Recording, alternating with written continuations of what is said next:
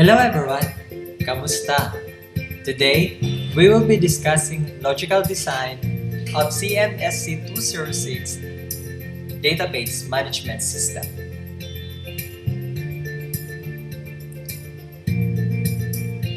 But before anything else, I am proud to present you the members of our team.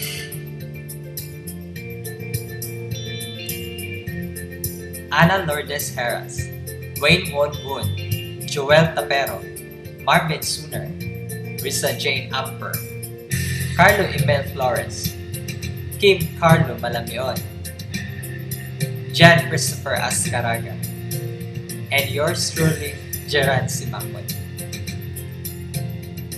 The group is divided into 6, equivalent to the number of topics that we are going to present, namely, what is a relation? Relational schema, properties of relation, transforming ERD to relations, representing entities, representing relationships.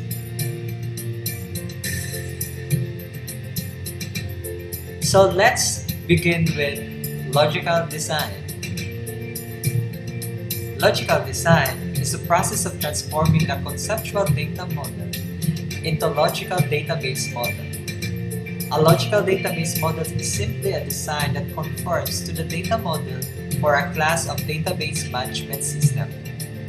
You have learned in the previous presenter about the different data models, right? Namely, relational, hierarchical, and network model. But for now, let's concentrate on the relational data model. Relation. It is the most construct in a relational data model. A relation is a named two-dimensional table of data. Each relation consists of a set of named columns and an arbitrary number of unnamed rows. A tuple corresponds to a row in a relation. The number of tuples is called cardinality, and the number of attributes is called the degree. Primary key is a unique identifier for the table. It is a column or column combination with the property that, at any given time, no two rows of the table contain the same value in that column or column combination. The structure here shows an example of a student relation.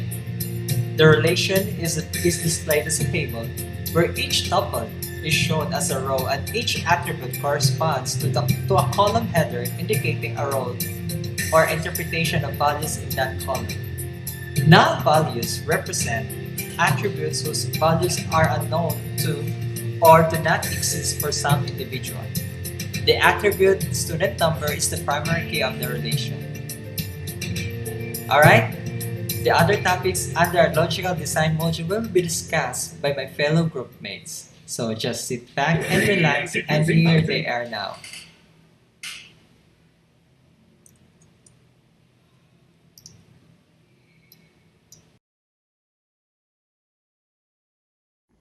Hello everyone! Welcome to the next topic on logical design. In our previous session, we learned about key terms about relation like primary keys, foreign keys, etc. In this module, we will learn about relation schema. Hi Riza, hello everyone. So what is a relation schema? A relation schema is used to describe a relation. It is denoted by R, which is the relation name, and a set A1, A2 to AN, which is the set of attributes for R. So how does this apply in the real world? Good question, JC. Usually, a relation schema is like a blueprint for the actual database. Later on, this plan is then translated into implementation. Some people view relation schema as an analogy for a table. Some denote table as a relation, the columns as the set of attributes, and the rows as a tuple. Lisa, what else can we see or find in a relation schema? In relation schema, attributes are also assigned as primary keys or PK, unique columns or U, and foreign keys or FK. These items were discussed in the previous lesson. JC, can you give them an example of relation schema? Yes, Risa. In this example, we have R named as employee. There are five attributes attached to R, namely employee number, name, department, phone number, and salary. We now assign employee number as a unique identifier for this relation schema. Now, if we have another relation, like a list of departments in our institute, we denote R as department with attributes, department ID as primary key, name, room number, and description. Now, we update our relation schema employee B, employee number as the primary key, name, department ID as foreign key, phone number, and salary. That's it. So basically, a relation schema is like a blueprint or design for a database. I hope you learned a lot about relation schema. Bye! Properties in a relation. Relations possess certain properties that distinguish them from any common table. A relation has the following properties. First, entries in columns are atomic. An entry at the intersection of each row and column is atomic or single-valued and never a list of values. There can be no multi-valued attributes or repeating groups in a relation. This is the main reason why multi-valued attributes are discouraged when designing the conceptual model of a database. Second, entries in columns are from the same domain. Domain refers to the definition of the types and ranges of values that attributes may assume. This is the same definition the conceptual data model uses. If a column in a relation is defined to contain integer values, then a relation instance must have an integer value for that specific column. Third, each row is unique. This property follows the property of a mathematical set, which states that a set does not include duplicate elements. This means that there should be no duplicate rows if a relation is viewed as a set. An important corollary of the fact that there are no duplicate tuples is that there is always a primary key. Since tuples are unique, it follows that at least the combination of all attributes of the relation has the uniqueness property, so that at least the combination of all attributes can serve as the primary key. Fourth, sequence of the columns is insignificant. The reason for this property is similar to the mathematical sets once more. Like the rows, there is no first attribute or second attribute. The columns are always referred to by their names and never by their position. Thus, the sequence of the columns is insignificant. Fifth and last, sequence of rows is insignificant. Again, since a relation is viewed as a mathematical set, sets in mathematics are not ordered. Thus, there is no such thing as the first tuple or the 100th tuple. In other words, the first tuple could be the last tuple, and the reordering does not make the table less of a relation. Now that we've learned all about relations and its properties, let's try transforming ERDs to relations. Hi. After discussing the relation schema and its properties, we will now go over and apply what we have learned into a real diagram. In this section, we will emphasize the process, the ERD, relationship schemas, and the different relationships used in DBMS logical design. So, my partner and I will be discussing how to transform ERDs to relations. So, ERDs is a data modeling technique which can be used as a foundation for relational databases. So, to elaborate that further, I'll be discussing you what relational database is. So, to discuss shortly, databases which are represented as tables from which is composed of columns, which is identified as your fields, and rows, identified as your records. So later on, we'll be discussing all of this. So this is one good example of an ERD which is composed of several entities. So we'll be discussing these terminologies later on. So the process involves two steps. So step number one is to represent your entities. So before we proceed, I'll be discussing two important parts in this process. So number one is your entity. So what is an entity? An entity is a unit of data, or you can classify it as an object, a person, or an event, which can be represented in your table. Next one is the attribute. The attribute is anything which is helpful or may describe descriptions or terminologies which can describe your entity. So to begin, step one, identify an entity and provide a number of attributes for the identified entity. So we have here an example which is the back office support with descriptions or attributes identified here, the last name, first name, skill level, and the Avaya ID. So the person involved here is the back office support with descriptions, which of course describes the person, the back office support. So it represented in a table or relation schema. We can see here that the back office support has the following details such as his ID, last name, first name, and his skill level. So we can identify that the Avaya ID is the primary key here. So an attribute in another table, which is the same here. Step number two, representing relationships. So there is a difference between representing relationships since there are many types. ID.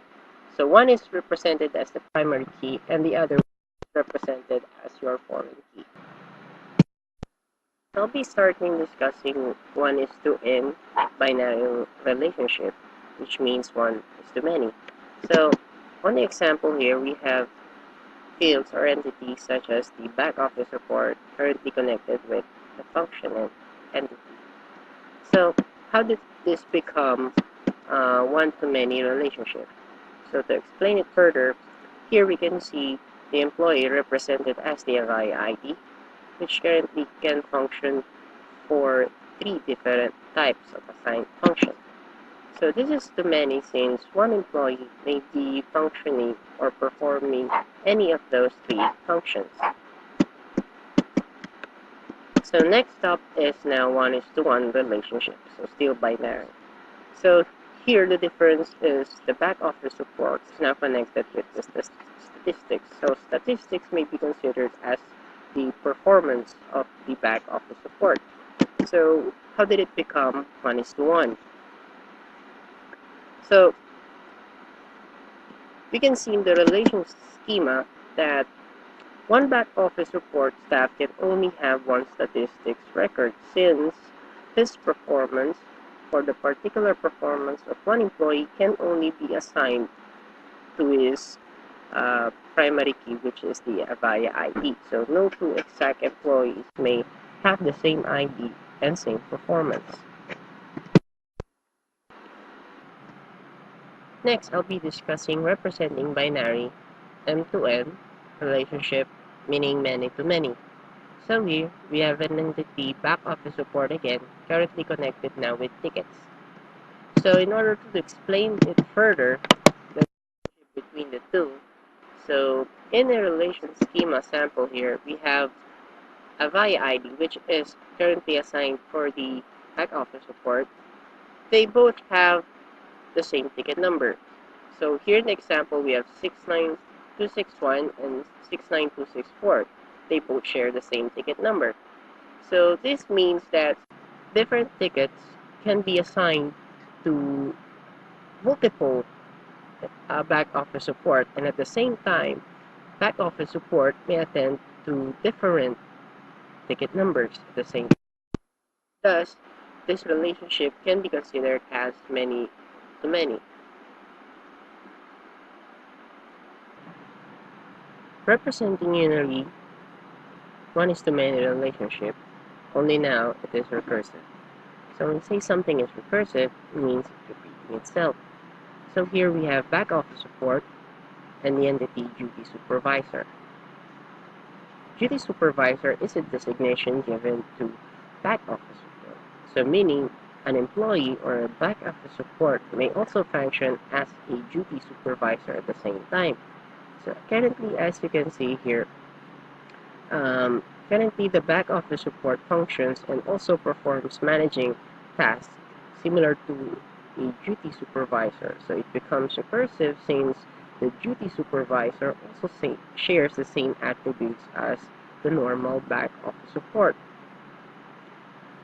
So from here, to manage the organizational chart, we can see that there are four back office support. However, number four is also assigned as a duty supervisor and is currently assigned to answer to the line manager.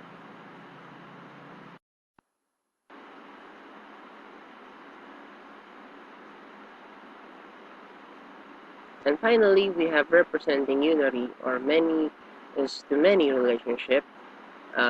Again, recursive. So now we can see here that there are several entities involved now, wherein we have the back office support again, which is currently being recursive with the terminology supports, because back office supports what? So they support product types and functions. And in order to perform support function, the back office support needs the attributes coming from both product types and the function. So in the schema or chart here, we can see that there are several back office support which is currently connected to different types of functions and functions currently connected to multiple product types. So function 1 may be connected with product type 1, but at the same time may be connected with product type 2, thus representing a recursive function since uh, your entities are currently connected to one entity and the other entity also connected with the other entity, thus representing many to many recursive relationship.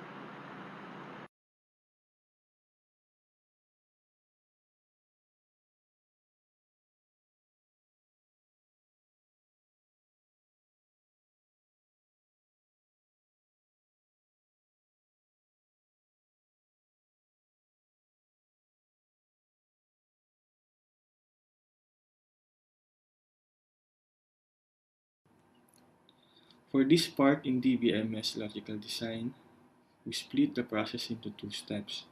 The first part is representing the entities, and the second is representing relationships. On the first step, we identify the entity and define the attributes using the ER diagram and a relational schema.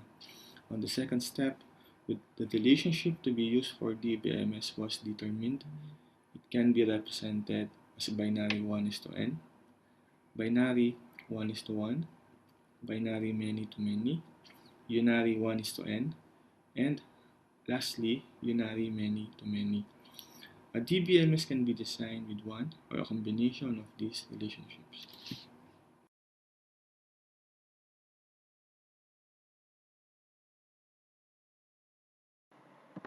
Good day to everyone. I'm Wayne Mandela Cruzon, and I'm a student of UPOU. Now we shall discuss representing entities. This is the first step in transforming a conceptual data model to its equivalent relationship preliminary logical model. Now let us discuss representing entities. Perhaps this is the easy step in logical design phase. The table simplified contains the attribute that were specified in the entity box. All you need to do is to create a relationship whose number of columns is equal to the numbers of attributes associated with the entities and give the relation. The name of the entity, formally for each entity type E in the ERD. Create a relationship R that includes all attributes in E. So we will give you An example of ERD. Here's the example of ERD. The entity type is passenger and has three attributes, namely the passenger number, name, and address. The primary key is the passenger number. The corresponding relationship for this one, together with the sample instance, is the table shown below. You can see the relation schema for passenger is passenger with the three attributes in the IER data, passenger number, name, and address. Now you can see the relation is composed of three columns, which is actually the number of attributes associated with the passenger. The three attributes namely become the column names or the headings. Notice that the name of the first column, the passenger number, is underlined. This implies that this column contains the identifier or the primary key of the relation. Now, any attribute which is contain a value that corresponds to an attribute value in other relation is called a foreign key. In order to maintain the consistency, it is desirable to use the same attribute name in both relationships to identify a foreign key. The attribute is underlined using a broken line. Foreign key play an important role in representing a relationship between entities, so you come across many entities in the next few topics. Thank you for listening in my topic with regards to representing entities, and I hope you have learned in this topic. Thank you and God bless everyone.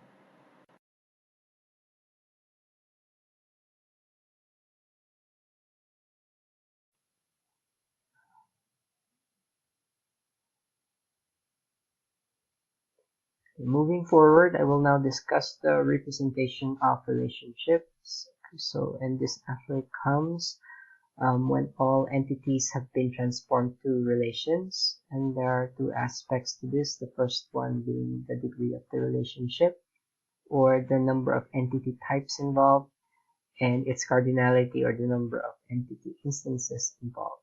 Okay, so the first one we're going to discuss is the representation of binary 1:n relationships. This is actually the most common type of relationship and is done by simply adding the primary key of the entity on the one side of the relationship as a foreign key in the relation that is on the many side of the relationship. In the example here, the customer entity is linked to the order entity by the places relationship, and the following relations here associated with the customer entity have been presented beforehand. So as for the order relation, the primary key of the customer relation is the foreign key is included as well. The resulting relation schema being order. Okay, so that would be the order number, date, and the customer number, which corresponds to the table below the images presented below. Okay, so the next one would be the representation of binary 1:1 relationships. Okay, so if two entities are maintaining a 1:1 relationship, they can share the same primary key, which means that the attribute of one entity will be moved into the other and a common primary key will be established in the, okay, so in the image here, this tells us that each passenger must have a passport or that a passport must be owned by a passenger. Because of this, the cardinality of this relationship is 1:1, and this can be resolved by simply merging the two entities and the relationship into a single relation. So if the passenger is the entity A and passenger is entity B, the following relationship schema, which is below the image, will be deduced. Okay, so it's up to the designer as to which one will be used accordingly. Okay, so the next one we're going to discuss would be the representation of binary M:2n relationships. Okay, so if two entities A and B maintain an M:2n relationship, a separate relation to represent this relationship should be created. Attributes in the newly created relation will be included as foreign key of the primary key of entities A and B, and this combination will form the primary key of the new relation. If the relationship has attributes associated with it, all of them should be included in the new relation. So please note that we cannot represent an MS to N relationship simply by adding a single foreign key attribute to one of the participating relations. In the figure here, the requests, okay, so that would be this one. M is to N relationship is mapped by creating the relation order list. The order and product entity types are included as its foreign keys, while the quantity is included as an attribute of the relation order list. Please note that the primary key order list is the combination of the attributes order number and product number. Okay, so moving forward, we're now going to discuss the representation of unary 1:n relationships. Okay, so to represent binary 1:n relationships, a recursive relationship with a cardinality ratio of 1:n by adding a rename of the primary key with reference to the relationship is added. In this example, the employee manages 0, 1, or more employees, and that the employee is managed by at most one and only one manager. Okay, so to represent this, the attribute manager ID of the employee relation's primary key employee number, which is just a rename, is added. So the value of manager ID is just employee number of the employee's manager. Okay, so the manager ID is the foreign key in the relation. So the relation schema is employee, which is comprised of the employee number, name, birthday, and the manager ID. Okay, so as for the representation of unary MS to N relationships, okay, so a new relation is to represent the relationship is needed to be created for each unary MS to N relationship. This is actually similar to representing binary MS to N relations, and foreign key attributes are included as the primary keys of participating entity types. Since there's only one entity type, we include as its primary key and the rename of it as foreign keys. The primary key of the new relation is composed of its set of foreign keys. Okay, so the diagram here is transformed to its equivalent set of relations. Item, okay, so which is comprised of the item number, name and cost, and the item bill. This is the item number and quantity.